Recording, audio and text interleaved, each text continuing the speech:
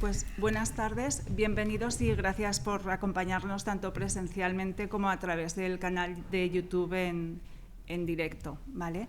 La arqueología subacuática en España, presente y futuro de esta disciplina arqueológica, es el tema que abordamos este año en la Semana de la Ciencia. Y esto pues, ha sido posible gracias a la propuesta de Manuel Fumás, profesor tutor de nuestro centro, que ha coordinado el ciclo de 3 conferencias en el que se dará a conocer su evolución en nuestro país a través de 3 periodos cronológicos. La época prehistórica, que será impartida hoy por él mismo, antigua, medieval y moderna, a cargo de Carlos de Juan, el 26 de febrero, y por último la contemporánea, que nos presentará Josep María Castellví el 12 de marzo. Manuel Fumás es profesor tutor de Prehistoria e Historia Antigua en la UNED de Barbastro, doctor en Historia y Arqueología Marítima por la Escuela Internacional de Doctorado de Estudios del Mar de la Universidad de Cádiz. Su tesis, Métodos y técnicas de prospección arqueológica en cavidades sumergidas. Es presidente de SONARS, Asociación Nacional de Arqueología Subacuática, investigador en activo y autor de numerosos artículos aplicados al campo de esta disciplina. Hoy imparte la ponencia titulada La arqueología subacuática en época prehistórica en España y, pues bienvenido y sobre todo gracias por proponernos esta temática pues para aprender y disfrutar. Muchas gracias, muchas gracias. Pilar.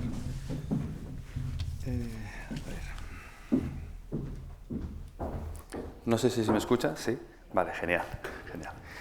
Es que no soy de estar sentado, entonces prefiero charlar con todos ustedes de una forma más informal y poniéndome de pie.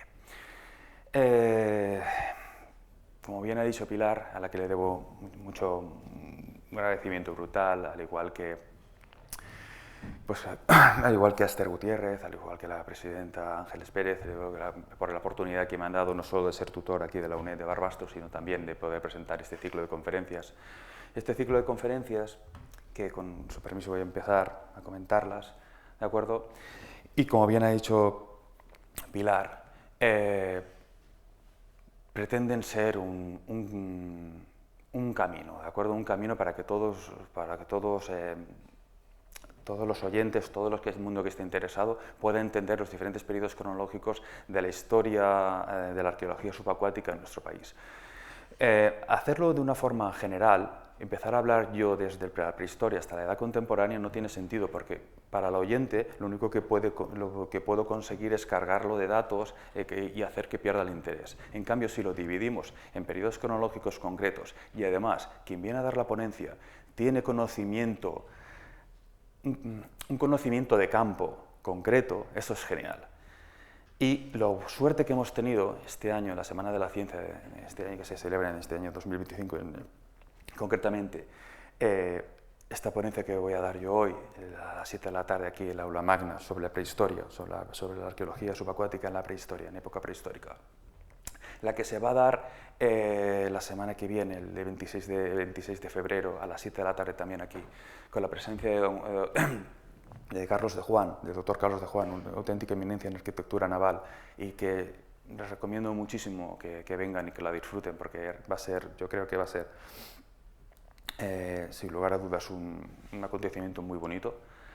Y por último, el 12 de marzo, para acabar este ciclo de conferencias de la Semana de la Ciencia, va a venir don Josep María Castellví, que es un historiador, es un divulgador, es un cineasta, aparte de ser un buzo extraordinario, el que ha estado durante más de 20 años trabajando y centrado solo en el mundo de la historia contemporánea, en pecios de la Primera y la Segunda Guerra Mundial en todo el mundo, pero se ha centrado concretamente en los que tenemos cerca de aquí, en el Mar del Ebro. Y de verdad también se lo recomiendo, porque es todo un fenómeno, eso es la verdad. Bien, por mi parte, es lo mismo que tienen ustedes en los folletos, simplemente quería recordárselo y suplicarles casi que vengan, porque creo que vale muchísimo la pena. ¿Vale? Voy a comenzar un poquito explicándoles un poquito cómo veo yo esta pasión. No, la pasión que me ha llevado pues esto, a ser doctor en arqueología subacuática, en historia marítima, en centrarme en el periodo prehistórico, que es el que más me apasiona, es el que más me gusta. Pero también, claro, somos un rara avis, somos muy pocos los que nos centramos en este nicho concreto de la investigación, pues porque tiene problemas intrínsecos que son bastante notables, ¿de acuerdo? Sobre todo, imagínense yo que he hecho una tesis en cuevas sumergidas, pues claro, no solo hay que sacarse el título de buzo profesional, hay que sacarse el título de espelebuceador, luego tienes que ganar experiencia para meterte dentro de una... Es complicado, ¿no? Entonces, es por eso que es complejo, ¿no? Bueno, dicho esto, y para que durante este ratito que vamos a estar juntos y les pueda explicar un poco, para mí es importantísimo el tema de la cronología. Pero es para no liarles, porque, claro, el estudiante de historia lo puede llegar a entender perfectamente, pero el que no lo es un estudiante de historia, el que simplemente pues, le apetece ver esta charla, pero no lo conoce, pues digamos que puede llevar a confusión. Cuando nosotros pensamos en la arqueología subacuática en la prehistoria, ha habido alumnos y ha habido gente que me ha comentado, pero Manuel, ¿de qué vas a hablar en la prehistoria? ¿Vas a hablar de barcos en la prehistoria? No, no voy a hablar de barcos, vamos a hablar de otras cosas, ¿de acuerdo? De barcos también, ¿vale? Pero vamos a entender primero el contexto general. La prehistoria la podemos dividir, como ustedes bien saben, en 4 fases, ¿de acuerdo? Un paleolítico, ¿vale? Paleolítico, pues un achelense con el paleolítico inferior, un musteriense con el paleolítico medio, con cronologías muy atrás, y a un paleolítico superior, ¿de acuerdo? En el que ya realmente aparece el Homo sapiens, ya se genera un arte que todo el mundo conoce, como puede ser la Altamira, como puede ser un arte parietal, un arte rupestre, que todo el mundo puede conocer. Luego, es un periodo de transición, ¿vale?, entre el paleolítico y el neolítico, que sería algunos le denominan epipaleolítico, otros mesolítico. Dependiendo de la bibliografía que ustedes consulten, pueden ver una cosa, pueden ver otra. Luego un periodo neolítico, donde ya no existe la figura del cazador, bueno, por supuesto que debe existir la figura del cazador-recolector, sino que ese antepasado nuestro empieza con el sedentarismo, empieza la estabilización con la ganadería, empieza con la agricultura, empieza a cultivar sus propios alimentos y ya no depende de estar siempre detrás de una presa para poder comer y alimentar a su familia. Y por último, la edad de los metales, ¿de acuerdo? El periodo más reciente y en el que vamos a estar durante más rato hablando cuando hablamos de prehistoria. Y a estas 3 fases de la edad de los metales, la edad de cobre o calcolítico, que en algún momento se me escapará esta palabra, la edad de bronce y la edad de hierro, sobre todo en estas 2 son las que vamos a centrarnos nosotros cuando hablemos de prehistoria en la arqueología subacuática, en la península ibérica, en España, ¿de acuerdo? Porque todo atrás seguramente existió, seguramente fue real, pero no tenemos evidencias de ello, o casi, ¿de acuerdo? O sea que eso es lo que quiero transmitirles, ¿no? Y estas 2 partes se denominan prohistoria.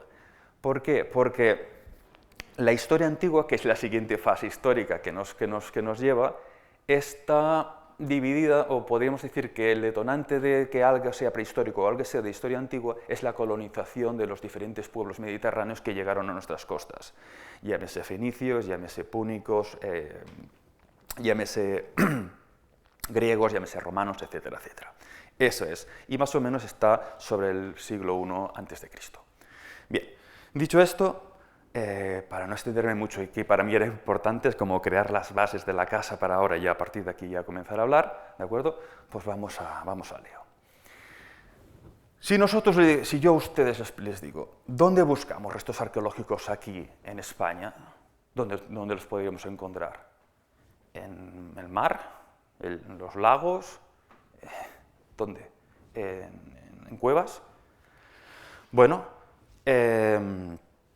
vamos a ver qué se ha hecho hasta la fecha, vamos a ver qué investigaciones se han realizado hasta el día de hoy, ¿vale? Y las investigaciones que están por venir. Quiero comentarles que lo bueno quizás esté por venir, pero todavía en ocasiones no ha llegado, ¿de acuerdo? Bien, esto no lo tenemos en España. ¿Esto existe? Sí, esto está en las costas de Israel, ¿de acuerdo? Esto está en las costas de Israel y se llama es el poblado de Adlit Yam, ¿de acuerdo?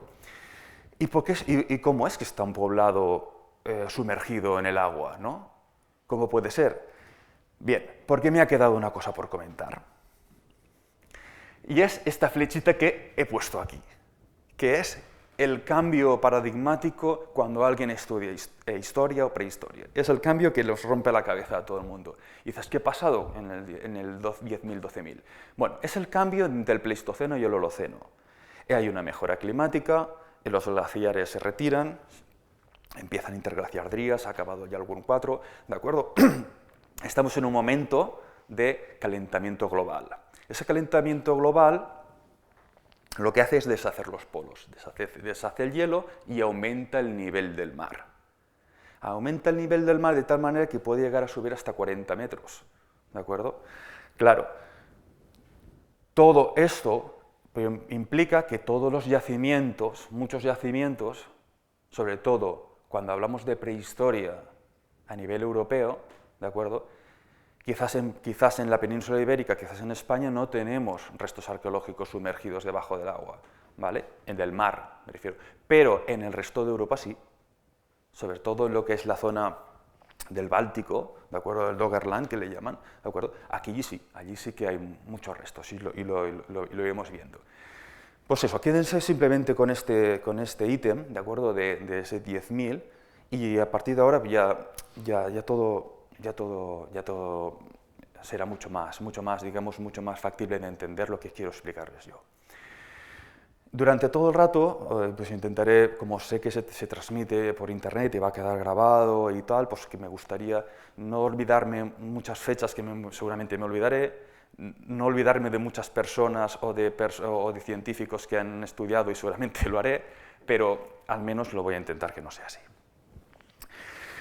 Pueblos o ciudades que están bajo el agua, no todas fueron por la subida del mar, desde que les he comentado del comienzo del Holoceno, algunas fueron por terremotos. Una de las más famosas, o las dos más famosas, una es Adlit Yam, que está en Israel, y otra es Pablo Petri, ¿de acuerdo? Una antigua ciudad micénica que también quedó bajo el agua. Sin lugar a dudas, si luego ustedes lo consultan, se darán cuenta de lo maravilloso que es el mundo en este aspecto, de dejar in situ, ¿vale? Una ciudad concreta, congelada en el tiempo, y que el nivel del mar pues, lo subió.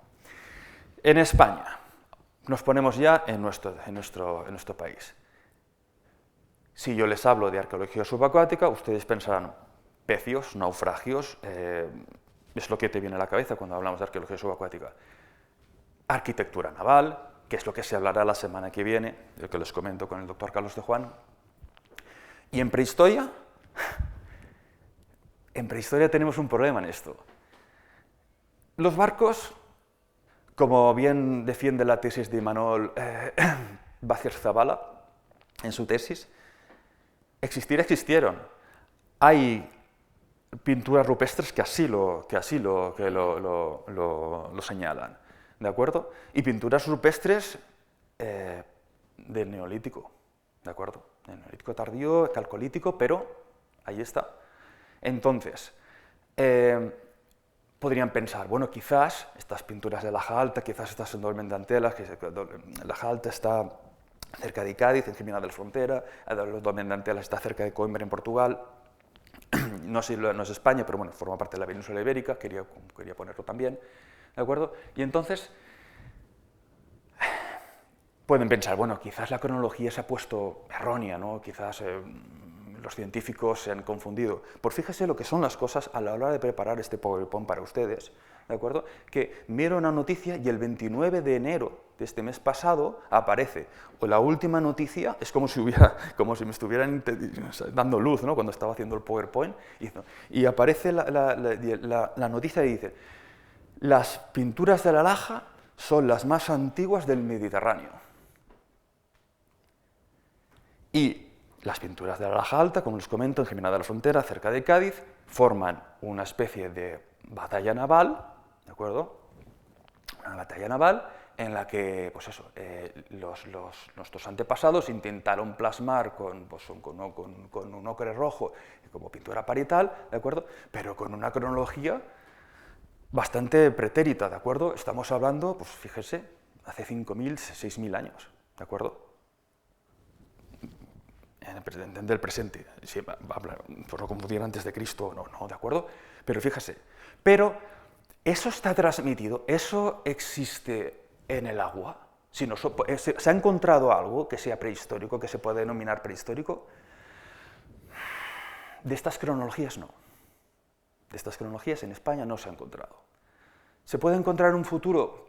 Puede ser, pero ahora mismo, con las investigaciones que se han realizado, no se han encontrado. No se ha encontrado la arquitectura naval, no se ha encontrado la madera, pero existían, ¿de acuerdo? Estas cavidades, estas pinturas con un velamen, etcétera, etcétera, pues son las más antiguas, las más antiguas del Mediterráneo, y las tenemos aquí, en Jimena de la Frontera, al lado de Cádiz. ¿Qué se ha encontrado? Lo que sí que se ha encontrado son varias cosas. Son anclas concretamente en la bahía del Portichol, en Alicante, se han encontrado. El equipo liderado por el doctor José Moya de la Universidad de Alicante, por el actual doctor Alejandro Befasi y por el arqueólogo Jordi Blázquez, y seguro que me dejo muchos más y le pido disculpas porque seguro que el equipo de Portichol es muchísimo más grande. Ellos encontraron anclas líticas. Al principio encontraron desde el mundo fenicio hasta casi tiempos recientes, pero estas anclas líticas se retrotraen, ¿de acuerdo?, hasta el 1300, ¿de acuerdo? Entonces, un poquito antes del mundo fenicio. Estamos hablando del mundo fenicio, nos movemos en el 1000, en 1100, o sea que un poquito antes. Pero, si ustedes me dicen, ¿y pecios? ¿Hay pecios? ¿Hay barcos? ¿Hay naufragios? No. Pero este es el pecio más antiguo de la península ibérica, ¿de acuerdo? Y uno de los más antiguos de Europa, ¿de acuerdo? Es el de Pazarrón, ¿de acuerdo? Pero estamos en cronologías de la protohistoria, ¿de acuerdo? Sí, hace 2600 años, es verdad, es un barco antiguo, un barco de comercio, ¿de acuerdo? Que llegó hasta las costas de Murcia, pero es lo más antiguo que tenemos. ¿Se podía considerar prehistoria? Lo dejamos ahí, ¿vale? Pero es lo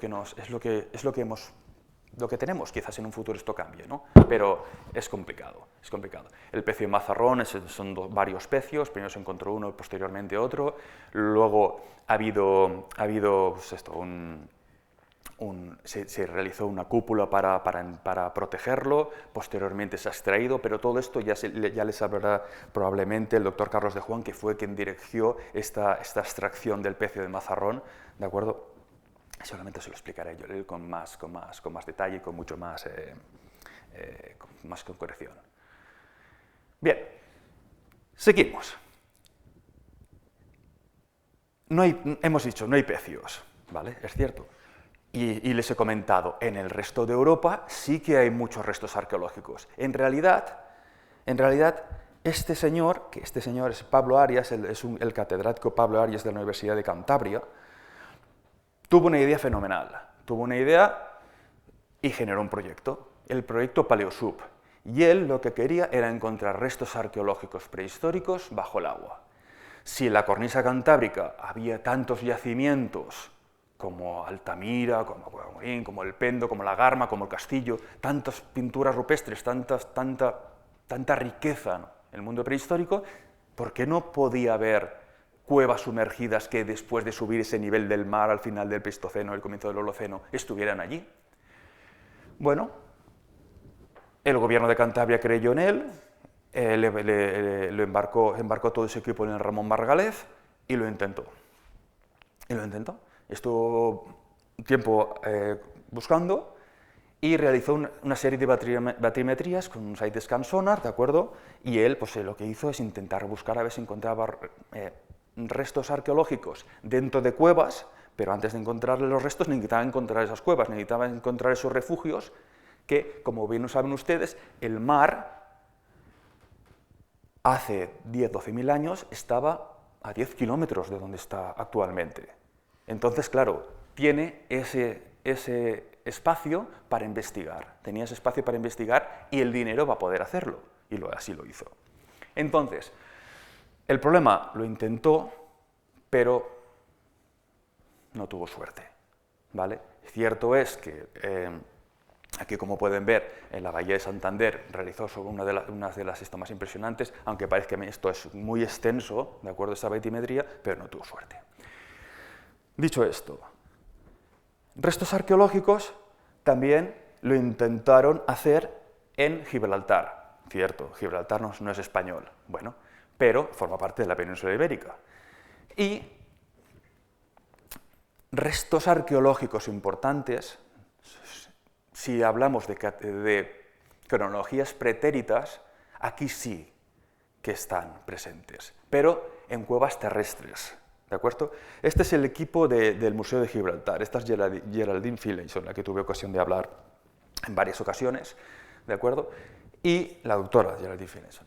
Y ella lo intentó. Y lo mismo que intentó Pablo Arias en el Cantábrico, también se generó Pablo Arias a la salida de la cueva de Vanguard, que hay varias cuevas, concretamente la de Gorham y la de Vanguard, donde se encontraron restos arqueológicos, intentó hacer lo mismo. Si el mar estaba a 10 kilómetros, seguro que igual sí que encuentro restos arqueológicos debajo del agua. Y también se generó una batimetría en el estrecho, intentando encontrar cuevas o restos arqueológicos que permitieran o que nos hicieran igual que nuestros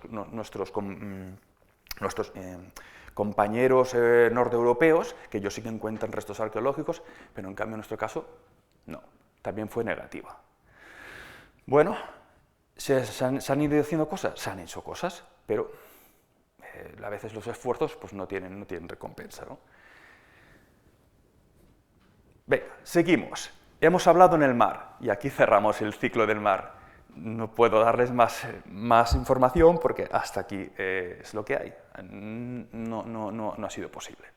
Quizás en un futuro sí, si queremos. Yo ahora, posteriormente, les hablo, lo que digo, lo que existe y luego lo que yo pretendo hacer, ¿no? Y con ciertos proyectos de investigación que estamos en marcha, lo que yo pretendo hacer y a ver si se puede conseguir. Restos arqueológicos subacuáticos de cuerpos de agua, como bien defiende estas ponencias, bajo el agua. Bueno, aquí sí que hablamos de cronologías neolíticas. Aquí sí que hablamos de cronologías neolíticas, neolítico tardío, pero sí, ¿de acuerdo? Estamos hablando de 5.300 hasta el 4.800 con ya fechas calibradas, ¿de acuerdo? De los restos arqueológicos encontrados aquí en La Draga.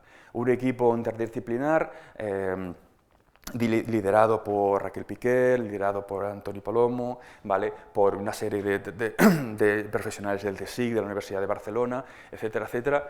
Y la verdad es que durante muchos años han estado trabajando muchísimo para encontrar, no solo a nivel terrestre, ¿de acuerdo?, sino también subacuático, todo el potencial que tenía este poblado. Un poblado neolítico cercano al lago de Bañolas, en realidad es el lago de Bañolas, y esta parte terrestre existe, y la parte subacuática, de acuerdo, que está bajo el agua, está por la razón de que hace pues, 7.000 años, de acuerdo, el lago de Bañolas estaba a 2 metros por debajo del nivel freático que está actualmente. Es por eso que aquellas pequeñas cabañas que estaban cerca del lago quedaron inundadas. Y por eso se han conservado también muchos postes de madera, sobre todo de roble, ¿de acuerdo?, que son los que se conservan.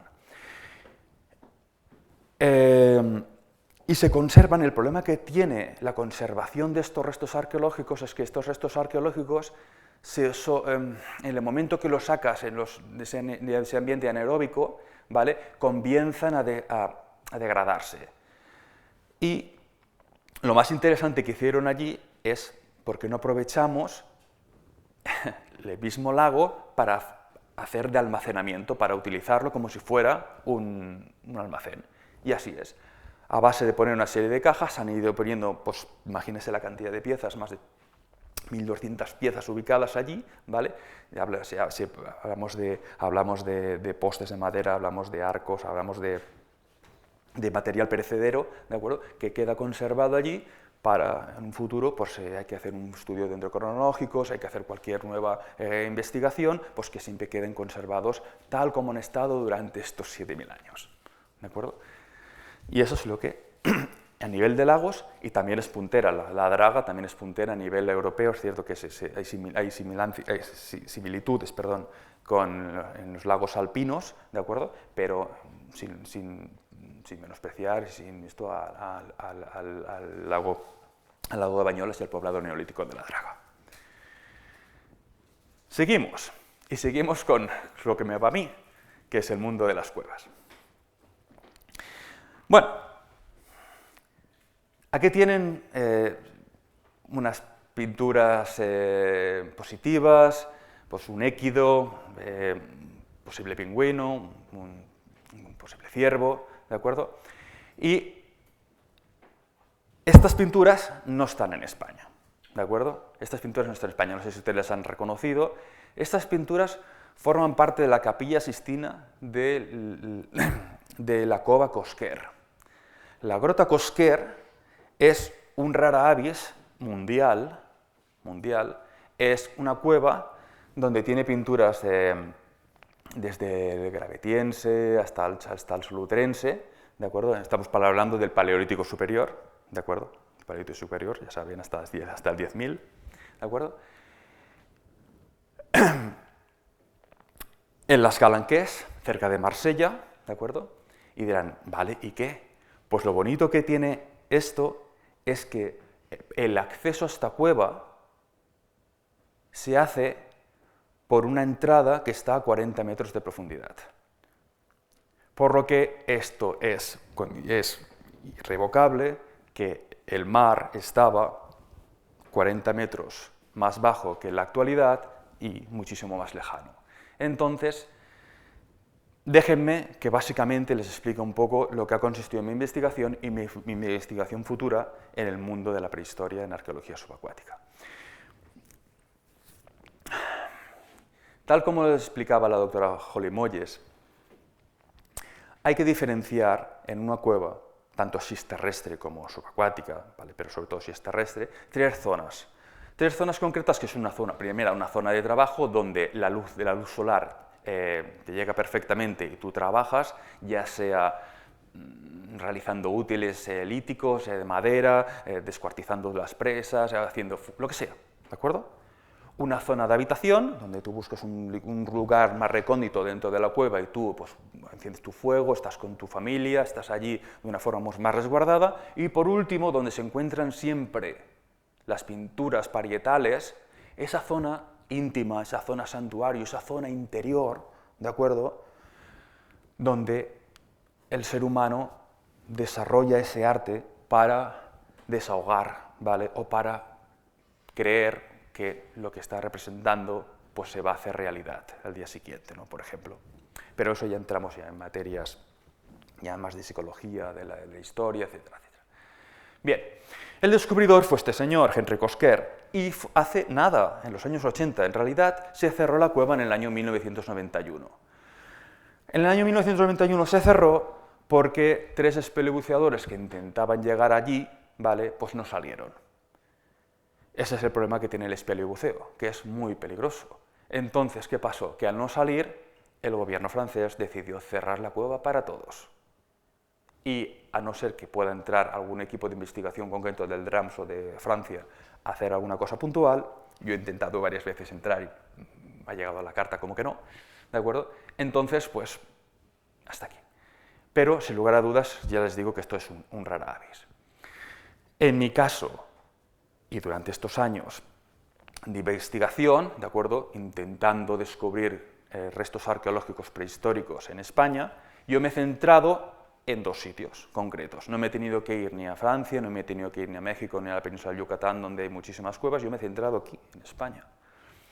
Y me he centrado en dos sitios concretos, uno en las cuevas que hay en el litoral del Garraf, cerca de Barcelona, y otra en la isla de Mallorca, que, aunque no se lo crean, es como un Gruyère, está todo interna, está llena de cuevas.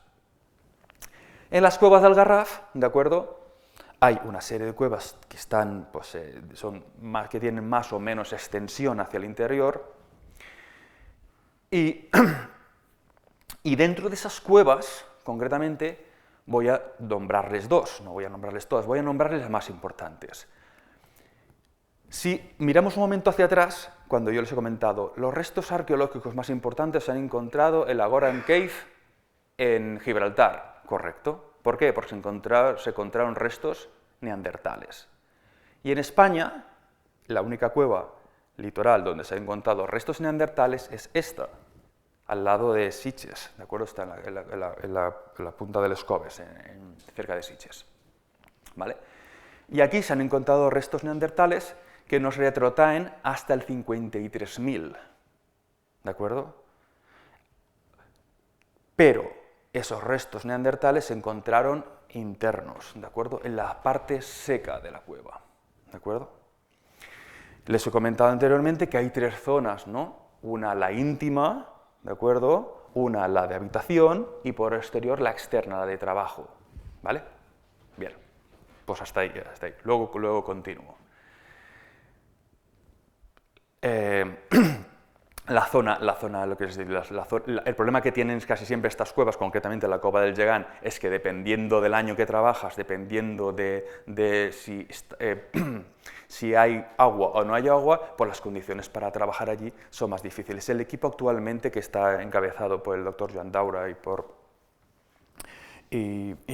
su mujer, por Montse, aparte de mucho más equipo del SER de la Universidad de Barcelona, ¿de acuerdo?, llevan durante años sacando un auténtico filón de esta cueva, un auténtico filón que pretende completarse con una futura intervención subacuática.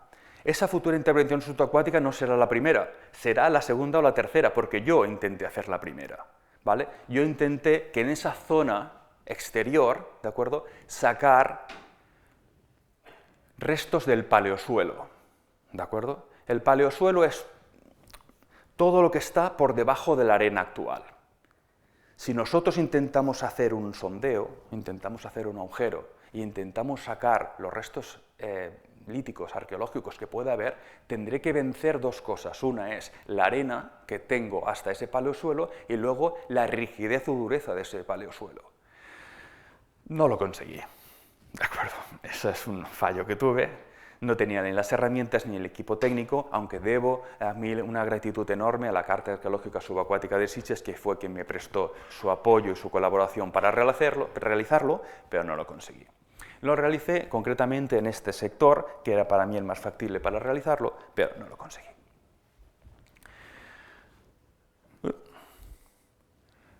¿Dónde trabajé también? Trabajé también en la Cueva de la Falconera. La Cueva de la Falconera está cerca del puerto del Garraf, esto es el pueblo de Garraf, ¿de acuerdo?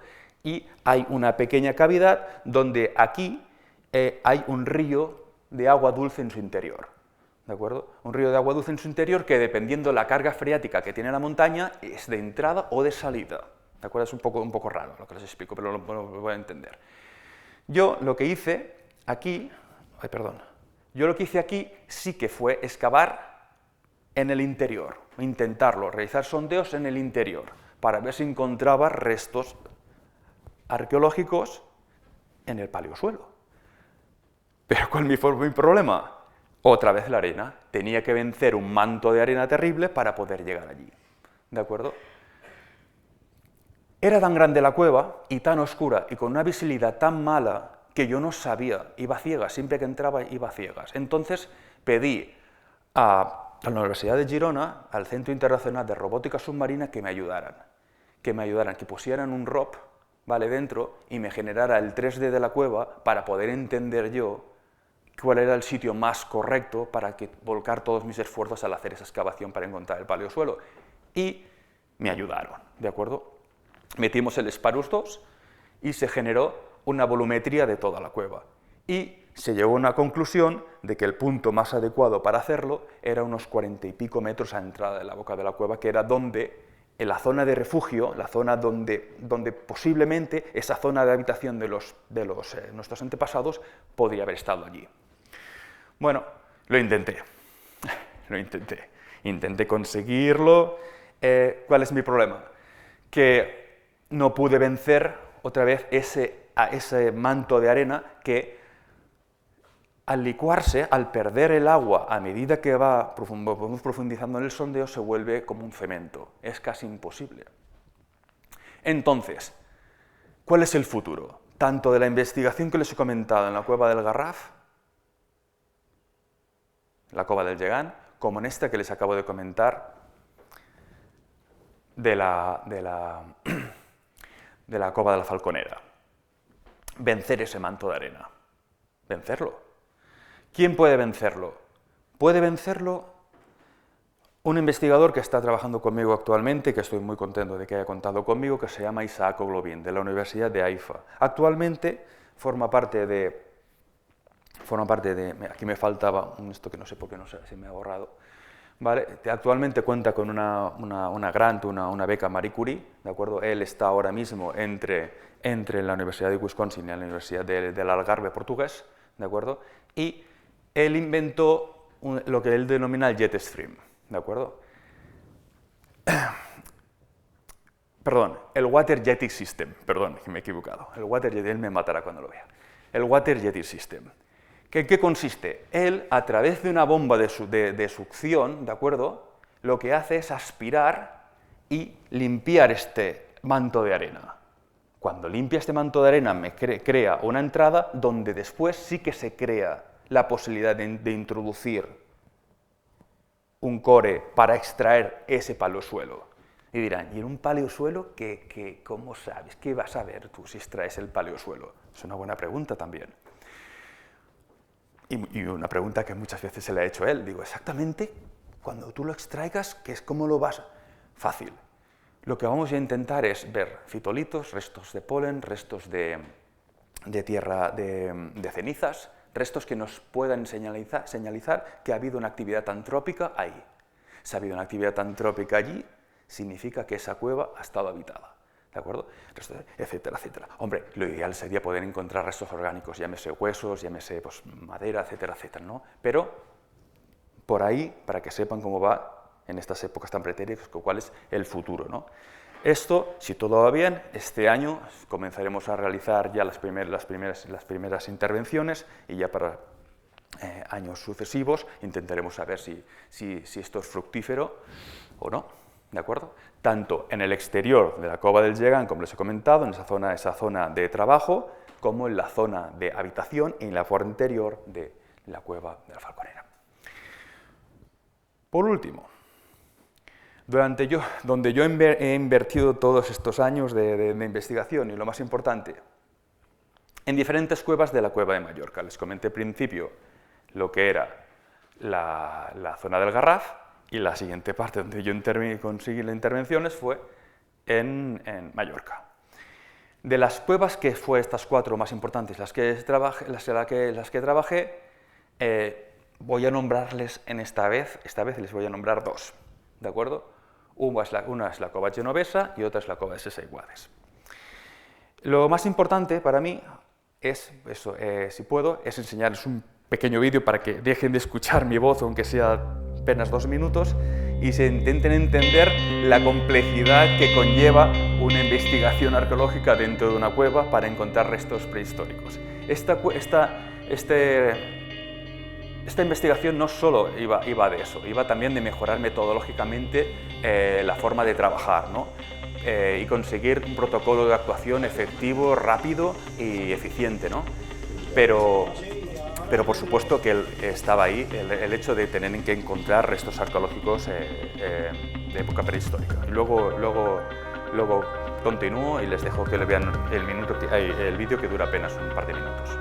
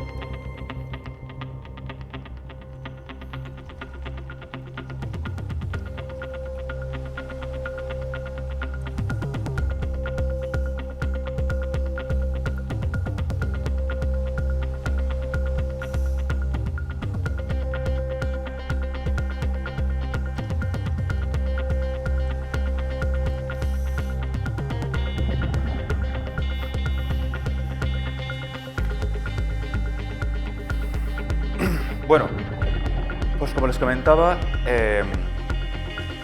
esta actuación fue el 2019, realmente la que sí que dio frutos fue la del año siguiente, la de 2020, ¿de acuerdo? Y se gestionó esto pues, con un equipo nacional e internacional al que debo un agradecimiento infinito, no solo a la asociación, a mi asociación que me echó una mano en todo, sino también a la Sociedad Espeleológica Balear, dirigida por el doctor Sisco Gracia, que sin él hubiera sido completamente imposible haber realizado todo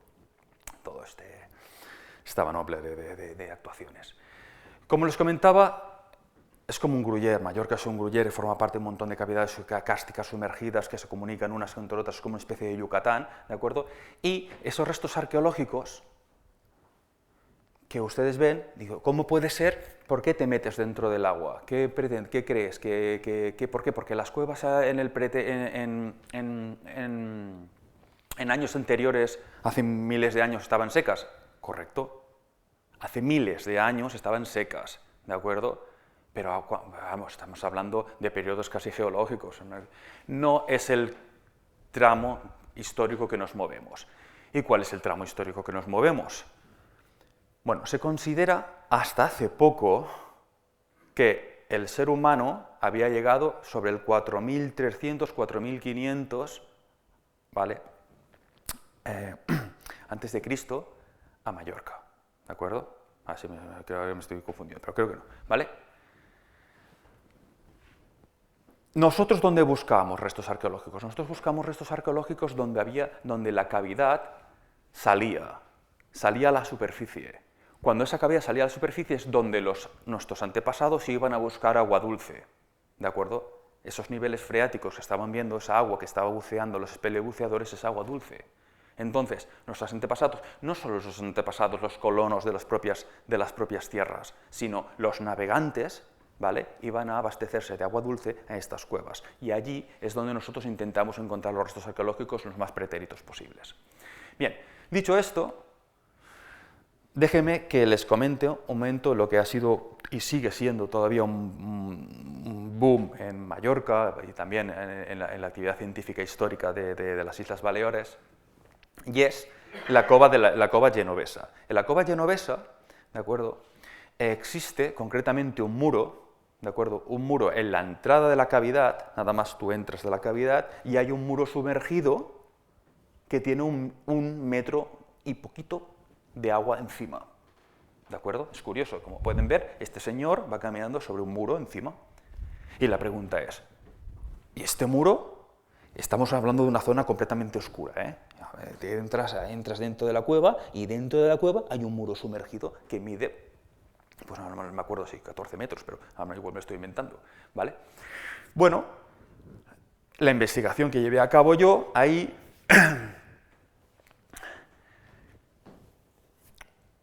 bueno, básicamente lo que intenté hacer es sacar el máximo potencial a las técnicas que estaba utilizando y lo que realicé fue una fotogrametría de ese muro, para que realmente pudiera servir en investigaciones futuras, ¿de acuerdo?, para que se aumentara la investigación, ¿de acuerdo? Como pueden ver, es una serie de piedras concretamente colocadas perfectamente, ¿vale?, pero esto daría la sensación de que ha sido colocado en un periodo seco.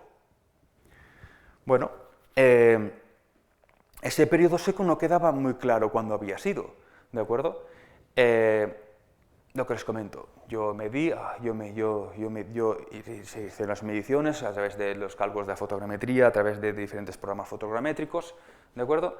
Y el año pasado se rompieron todos los esquemas que se habían hecho hasta la fecha.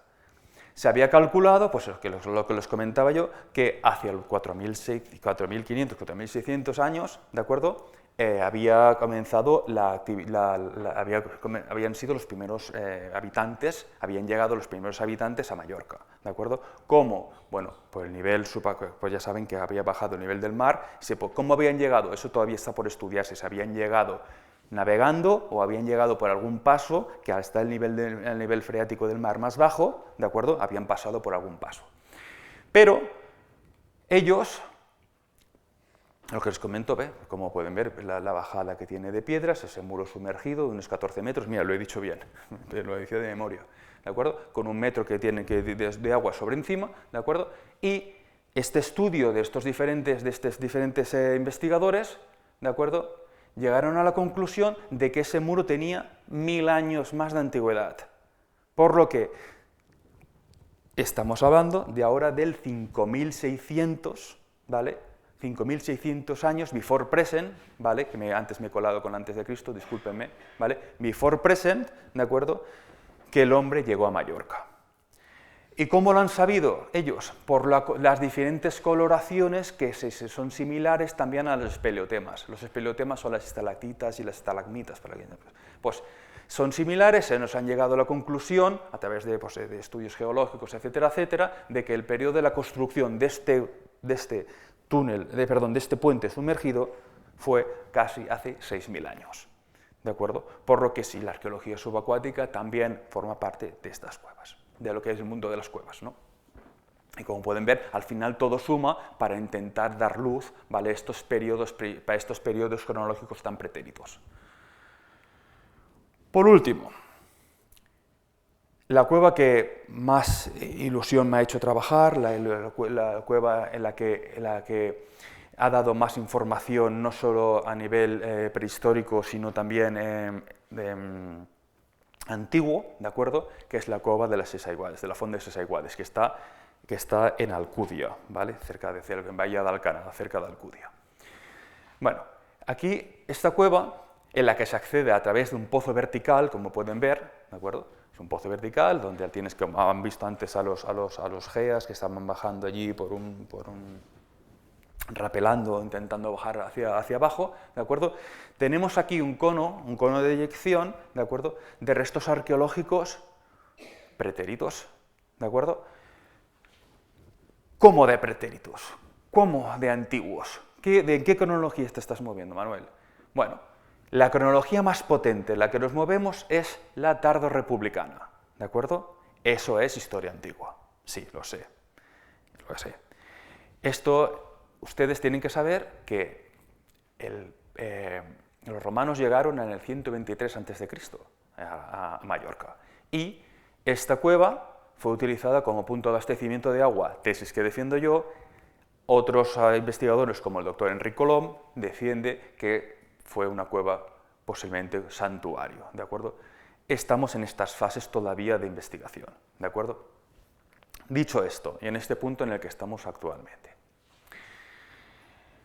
esta es la fotogrametría completa de la cueva, ¿de acuerdo? Estamos hablando de un área de 200 metros cuadrados, ¿de acuerdo?, realizada no con poco esfuerzo, ¿de acuerdo?, con el mejor técnico de fotogrametría actualmente, no sé si del mundo, pero de Europa sí, y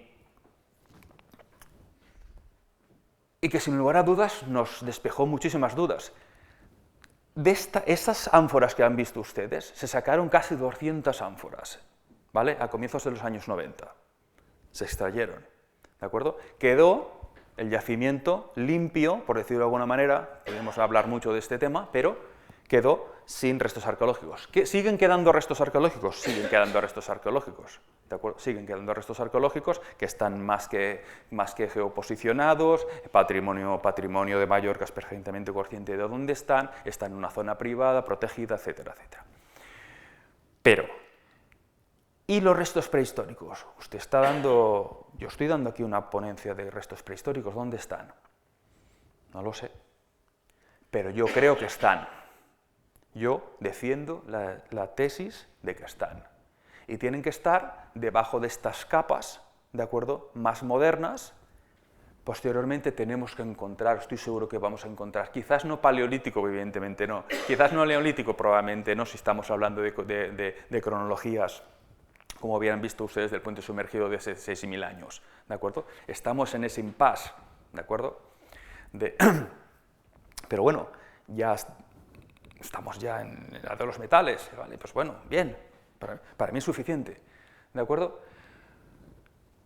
En este aspecto que pueden ya ver las zonas más concretas, nosotros se está proponiendo, ¿vale? Se va a realizar, espero que así sea en un futuro, un proyecto de excavación, un proyecto donde un proyecto multidisciplinar donde se pueda llevar a cabo una excavación controlada, donde se pueda llevar a cabo una concreción concreta de acuerdo de cada uno de los sectores de esta cueva, donde se pueda primero geoposicionar todo lo que hay y luego intentar extraer los restos arqueológicos, sobre todo los más antiguos, que nos den luz, ¿de acuerdo?, sobre quién fue el primer poblador que se abasteció de agua en esta cueva. Sabemos que fueron los romanos que la utilizaron, que consideraban que era importantísima para ellos. ¿Hay restos arqueológicos romanos? ¿Hay posteriores? Sí, hay sobre todo de medieval, hay mucho islámico, ¿de acuerdo?, de la época islámica de Mallorca, sí, hay mucho. Durante generaciones y generaciones esta cueva sirvió como punto de abastecimiento de agua. Entonces, si hemos conseguido hasta el mundo romano, ¿podemos encontrar hacia atrás? Bueno, podemos. ¿Y por qué creo yo que podemos? Porque se han encontrado restos arqueológicos de fauna de hace 5.000 años. ¿De acuerdo? Cuando han visto ustedes que el fotógrafo estaba intentando hacer la foto desde aquel pequeño esqueleto, aquel esqueleto es un Miotragus balearicus, es una especie endémica de las Islas Baleares ya extinta, ¿de acuerdo?, bueno, un poco raro, ¿no?, que es una especie de cabra así tal, pues como un sucedáneo, ¿no?, pues entró es que porque había un paso. Si entró, ¿por qué no podemos encontrar restos arqueológicos, ¿vale?, de coetáneos, si estamos hablando ya de cronologías similares con los primeros pobladores? Si el equipo de investigación del puente sumergido, entonces podría ser. Entonces, ese es otro punto en el que vamos a intentar investigar a partir de los años que viene. Bueno, no sé cuándo va a poder ser posible, pero ese es el plan. Entonces, si ustedes me dicen, dentro de la prehistoria en España, ¿qué tenemos? Pues tenemos prehistoria en lagos, tenemos Coladraga, tenemos prehistoria en el mar. Bueno, tenemos esa embarcación fenicia de hace 2.600 años, ¿de acuerdo?, que sí que se podía considerar final del prehistoria, comienzo de la protohistoria, ¿de acuerdo? ¿Y qué tenemos? Tenemos en cuevas, bueno, si vencemos esa capa de manto, ¿de acuerdo?, que han visto ustedes en la cueva del Garraf, sobre todas esas cuevas litorales, y llegamos al paleosuelo, puede, a través de este sistema de evacuación de esas arenas, y en estas cuevas, por ejemplo, concretamente de Mallorca, que tiene tanto potencial arqueológico antiguo, necesitamos todavía hacer un esfuerzo más notable para llegar a ver si encontramos restos arqueológicos prehistóricos. Señores, señoras, señoritas, muchísimas gracias por este ratito que me han dedicado, por estar aquí, por acompañarme, y nada más, simplemente explicarles que, bueno, que es una disciplina que creo que tiene todavía un largo recorrido, pero que, bueno, que es una actividad minoritaria y que va a costar. Va a costar sobre todo porque no solo las administraciones tienen que poner de su parte, sino que el mundo científico tiene que colaborar. Y entonces, pues, básicamente estamos, yo creo, que no en el final del camino, sino en un punto intermedio. Sabemos lo que ha habido antes, sabemos lo que hay hasta ahora, y qué habrá en un futuro, no lo sé. Gracias por estar aquí.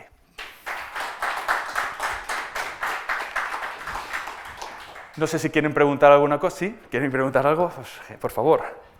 Espera un momento, creo que mi compañero tiene que darle el micro, un segundo. Quizás, no sé, es una inquietud, ¿eh? Por favor.